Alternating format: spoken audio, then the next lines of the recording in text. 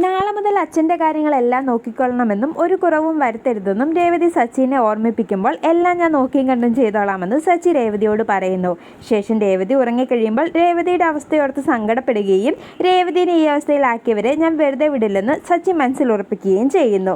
പിറ്റേ ദിവസം രാവിലെ നടത്താൻ കഴിഞ്ഞു വരുന്ന രവീന്ദ്രൻ രേവതി അടുക്കളയിൽ ഓടി നടന്ന് ജോലികൾ ചെയ്തതോർക്കുകയും സങ്കടപ്പെടുകയും ചെയ്യുന്നു.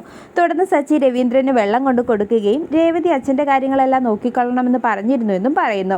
തുടർന്ന് അവൾ എൻ്റെ മോളാണെന്നും ഇപ്പോൾ ഇവിടേക്ക് വരുമ്പോൾ ആകെ ഒരു ശൂന്യതയാണെന്നും കുറച്ച് ദിവസത്തേക്ക് നീ ജോലിക്കൊന്നും പോകാതെ അവളുടെ കാര്യങ്ങളെല്ലാം നന്നായി നോക്കണമെന്നും രവീന്ദ്രൻ സച്ചിയോട് പറയുന്നു.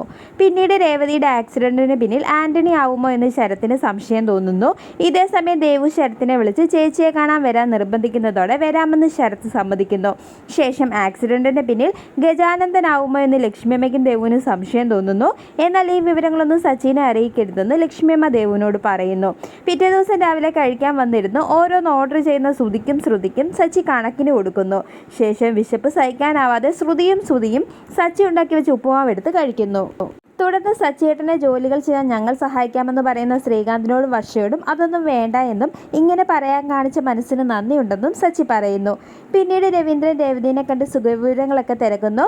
ശേഷം സച്ചിയും രേവതിയും പരസ്പരം നോക്കിയിരിക്കുമ്പോൾ അവിടെ എത്തുന്ന ശ്രീകാന്തും വർഷയും സച്ചിയും രേവതിയും കളിയാക്കുന്നത് കാണിച്ച് എപ്പിസോഡ് അവസാനിക്കുന്നു.